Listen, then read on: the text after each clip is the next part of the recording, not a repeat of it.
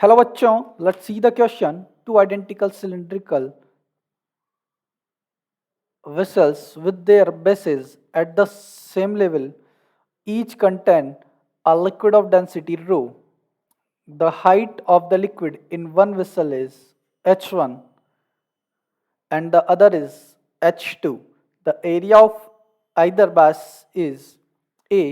What is the work done by gravity in equalizing the level when the two vessels are connected? So questions क्या बोल रहा है देखो. पहले ये एक वेसल है ना, और ये दूसरा वाला वेसल है. लेट सपोज कि पहले में जो हाइट है वो लिक्विड का h1 फिल है और दूसरे में जो लिक्विड का हाइट है वो h2 है. अब जब दोनों को अगर मैं कनेक्ट कर देता हूँ, ठीक है, तो दोनों का हाइट फाइनली क्या होगा, सेम होगा, क्योंकि प्रेशर जो है वो बेस पर सेम रहेगा. ठीक है, तो इनिशियल लेंथ दोनों का कितना है, अगर ऐड करें तो h1 प्लस h2 है. फाइनली अब ऐसा कुछ हो गया, ये जो दोनों लिम्स को जब मैंने कनेक्ट किया तो लिक्विड का हाइट दोनों में सेम रहा और h रहा, तो एच एच दोनों साइड रहेगा, तो वो हो जाएगा h प्लस एच मतलब 2h, और यहाँ से h का वैल्यू आ जाएगा h1 plus h2 by 2. Okay, यहाँ तक कोई प्रॉब्लम नहीं है.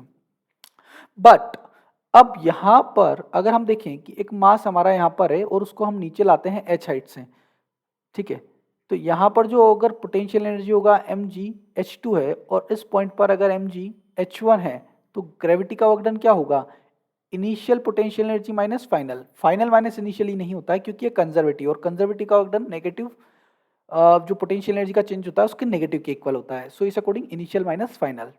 तो मुझे अगर टोटल वर्कडन निकालना है ग्रेविटी का, तो पहले केस में जो पोटेंशियल एनर्जी में चेंज आया इनिशियल माइनस फाइनल, और सेकेंड केस में जो इनिशियल माइनस फाइनल का डिफरेंस है उसके इक्वल. मतलब पहले केस में जो पोटेंशियल एनर्जी में चेंज आया होगा, लेट सपोज पहले केस में मास m1 है और दूसरे केस में मास जो है वो m2 फिल है, ठीक है, लिक्विड का.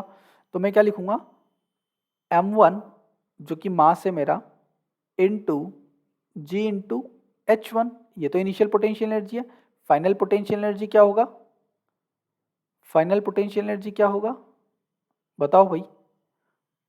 फाइनल पोटेंशियल एनर्जी में क्या रहेगा, लिक्विड का जो हमारा,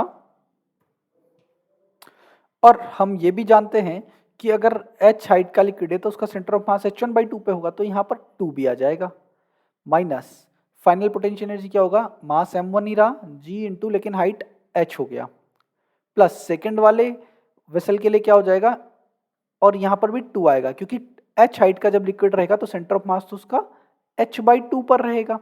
सिमिलरली सेकेंड वाले वेसल के लिए क्या हो जाएगा, m2 into g into h2/2, ये तो initial potential energy. Final potential energy m2 into g into h/2.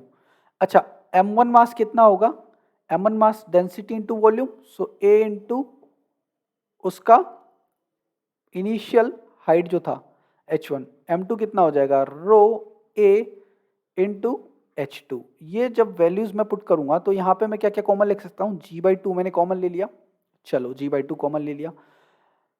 अब g/2 कॉमन ले लिया तो यहाँ पर ये हो जाएगा m1 का वैल्यू हम पुट करेंगे रो a h1, और ये h1 ऑलरेडी है, सो h1 का square by 2 minus rho a h1 h/2.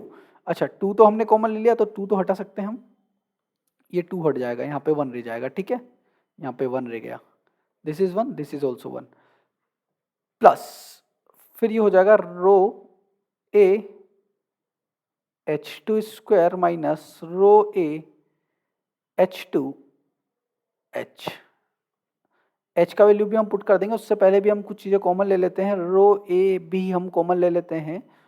Row a हमने कॉमन ले लिया तो ये हो जाएगा रो a g/2 and it is h1 square plus h2 square. Third वाली टर्म को मैंने पहले लिख दिया. अब ये जो हमारी सेकेंड टर्म है उसमें h1 और h का वैल्यू हो जाएगा h1 प्लस h2/2, फिर minus again h2 into h1 plus h2/2, इस तरह से, ठीक है. सो इससे फर्दर अगर मैं सॉल्व करूं तो ये आ जाएगा rho ji a by two and it is h one square plus H two square minus H one square by two, फिर हो जाएगा minus H one H two by two, again minus H one H two by two and minus H two square by two. ठीक है, तो यहाँ पे हम देख सकते हैं ये एच वन स्क्वायर है, इधर H one square by to है ना, ये एच टू स्क्वायर है, इधर H two square by to है। तो नेक्स्ट पेज पे अगर मैं आता हूँ तो इसे मैं लिख सकता हूँ it is rho G H by two and it is H one square by two plus H two square by two, उन दोनों का जो डिफरेंस था, ठीक है, H one square minus H one square by two का। And यहाँ पर हमारा जो रिमेनिंग टर्म है H one H two by two, H one H two by two, तो ये हो जाएगा minus H one H two, फिर से टू को कॉमन ले लेते हैं, सो rho G H by four हो जाएगा ये, और ये हो जाएगा H one square plus H two square minus two H one H two, जिसे हम लिख सकते हैं रो जी एच।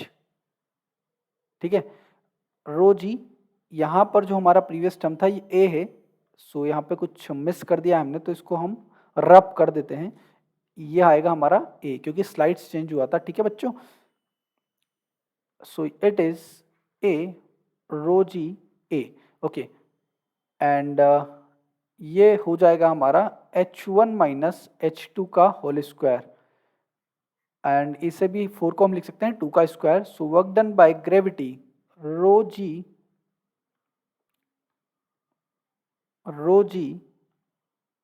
यहाँ पर रो जी ए आएगा, so rho ji a into h one minus H two by two का होल स्क्वायर।